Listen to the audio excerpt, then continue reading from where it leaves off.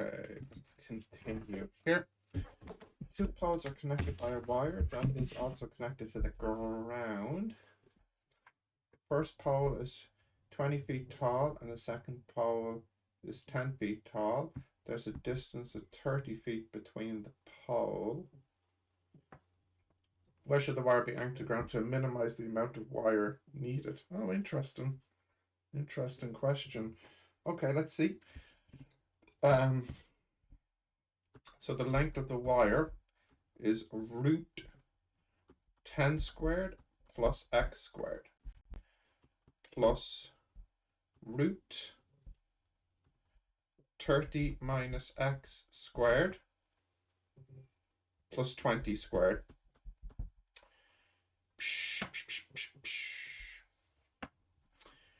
So length is root 100 plus x squared plus root, and that's 900 plus 400 is 1300 minus 60x plus x squared. dl dx is a half 1 over root 100 plus x squared, and on the top is 2x plus a half, and then a root here, 1300 minus 60x plus x squared minus 60 plus 2x, and that needs to equal 0. So what that means is that this piece needs to equal this piece with a minus in front. If I multiply the minus in, that would be plus, and now that would be minus. I can cancel the halves. I can divide by 2.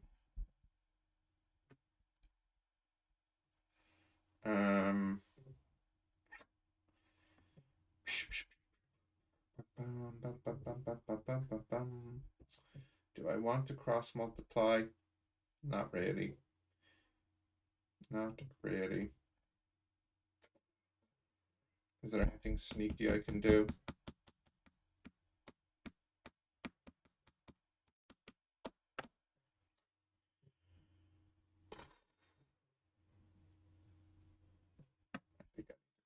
Multiply x root 1300 minus 60x plus x squared equals 30 minus x times root 100 plus x squared. So if I square both sides,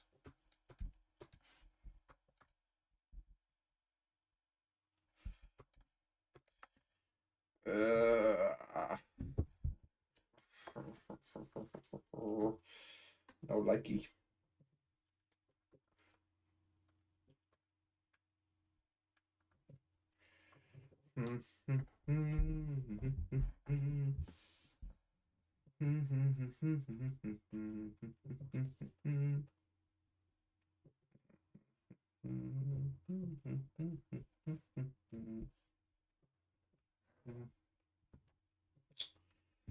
Oh, please don't make me multiply it out. I really don't want to.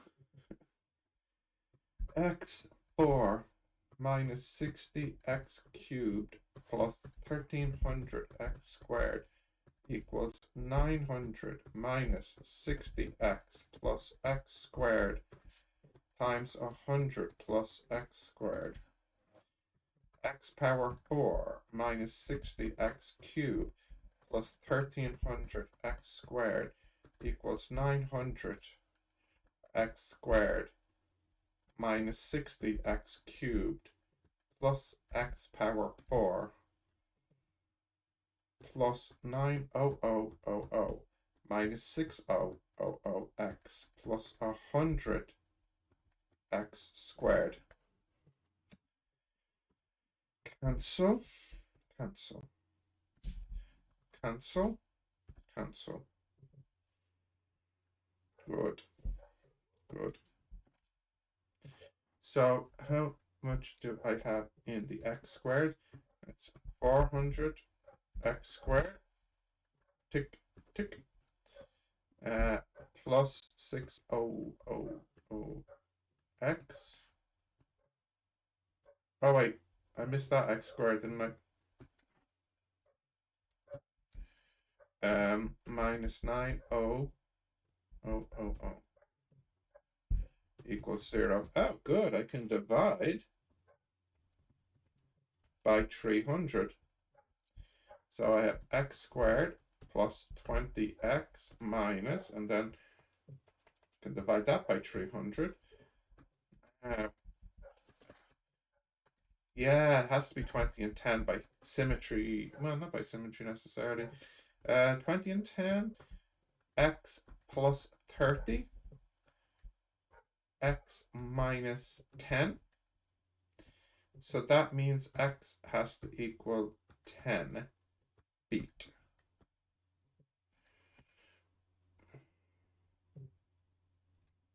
10 feet is the answer. Is it a minimum? Well, we'll have to calculate the second derivative to determine that for certain. Or we can do the sign check of checking at 9 and 11 feet. And then we should also check the boundaries. So that would be a length of, let's check, root 100 plus 10 squared plus root 30 minus 10 squared. So that's 30 root 2. If the x is 0,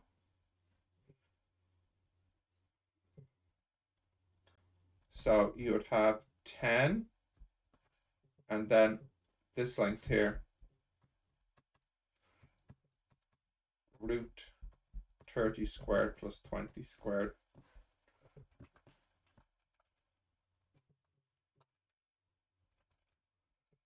That would be 10 plus 10 root 13. That's 46. Yeah, that's no good. And likewise, when x is 30, it would be this plus 20. 20 plus root 10 squared plus 30 squared. That's 51, so that's not good. And then the second derivative. So if we calculate the second derivative, we'll see that it should be positive to make it a minimum.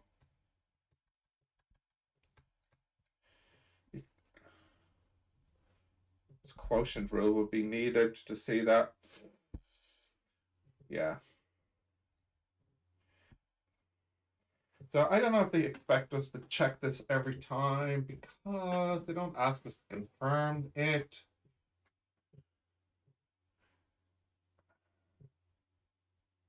All right, so I think I should continue on.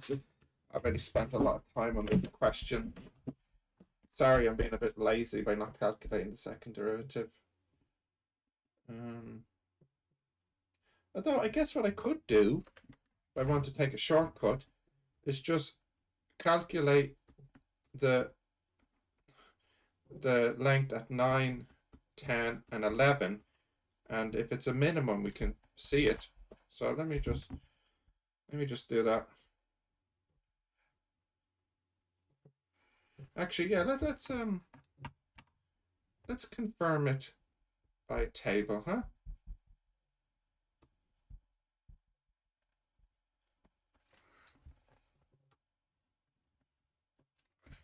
Okay, good.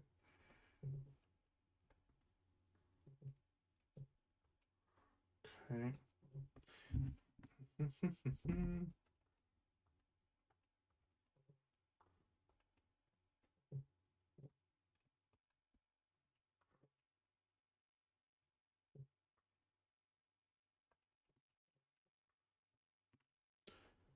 um,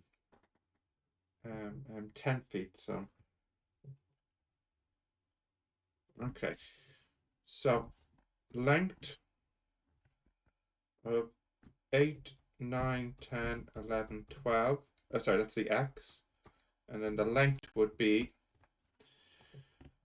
42.5 in feet. Feet. 42.4. Well, 0.5 actually, if I round it. 42.4.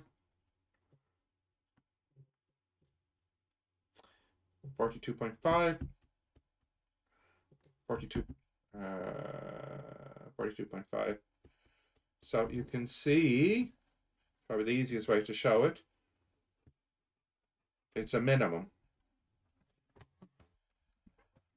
Okay, wow, 11 minutes. Right, let's clear this off. Now, what's next? Okay.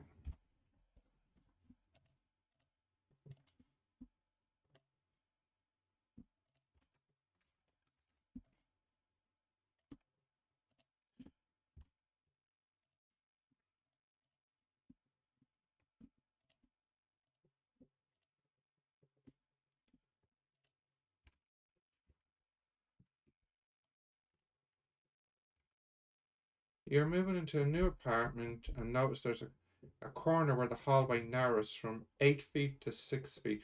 What is the length of the longest item that can be carried horizontally around the corner? So, okay, good question. Very good question. Very good question.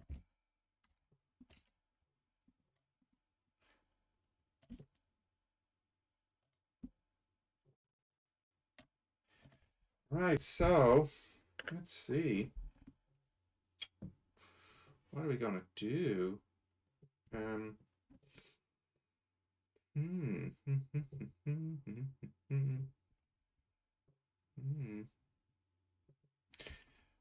We'll fix this point here, and we'll need to find an angle here that maximizes this distance, right? Would that do it? Maybe that would do it.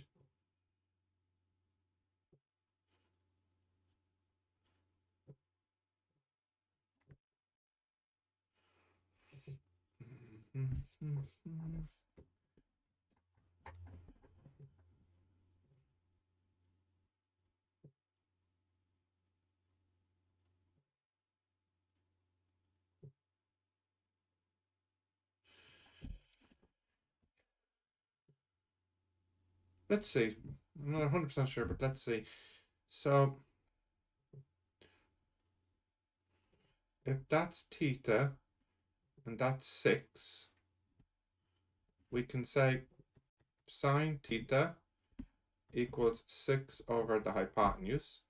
And here, that's theta.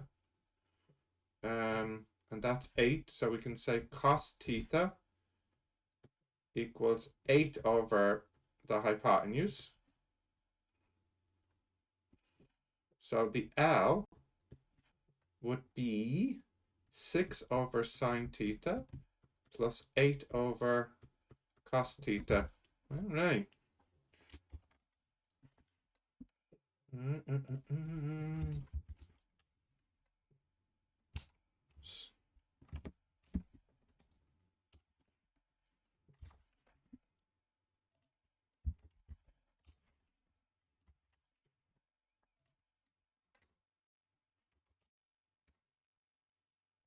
Hmm?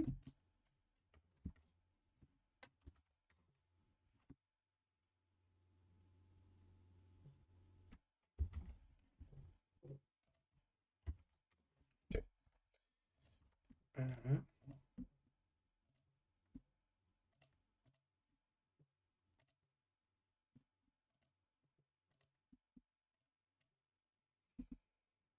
Okay, let's reject the negative answer.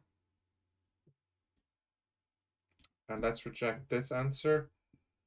It seemed like be a 0.7. It seems like a good angle.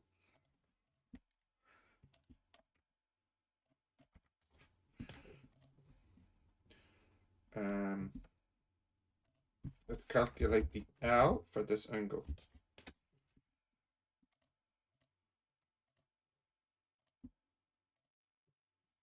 $19 L max equals 19.7 feet. And we can confirm it's a maximum if we calculate the derivative again and then sub in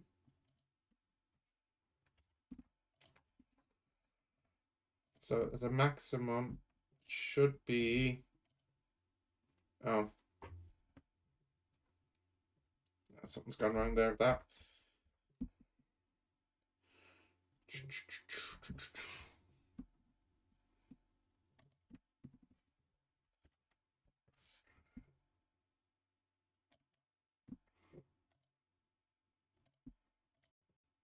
Positive, which makes it a minimum?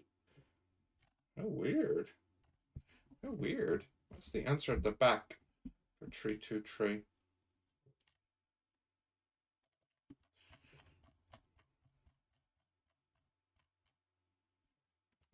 That's right.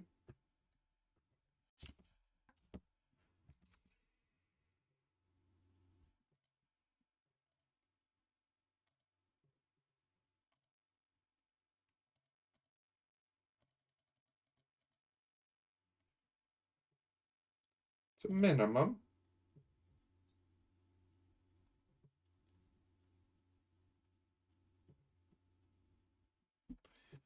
Weird. It's interesting that the length is a minimum when we pivot around the angle.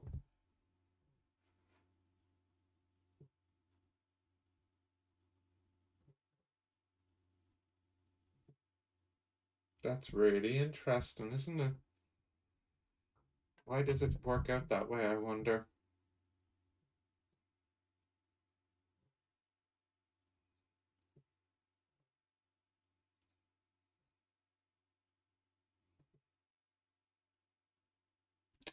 Funny, for pivot, it's funny because what seems to be the maximum L for the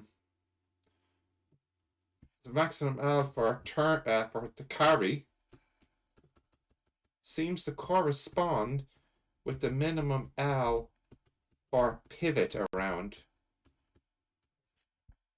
Like if you imagine this angle increase and this length would decrease and this length would increase, but you couldn't turn it. Oh, yeah.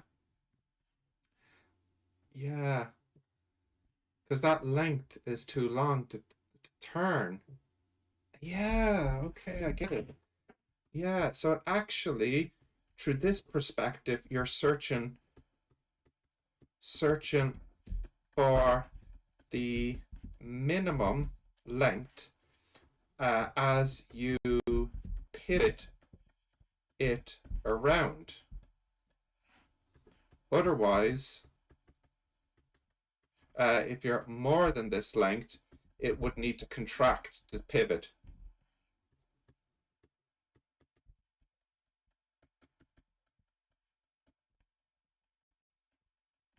Excellent question. Excellent. This perhaps is my favorite question in the book so far. Yeah, I love it.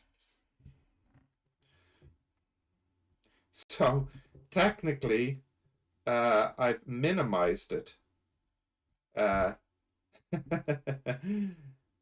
in my framework.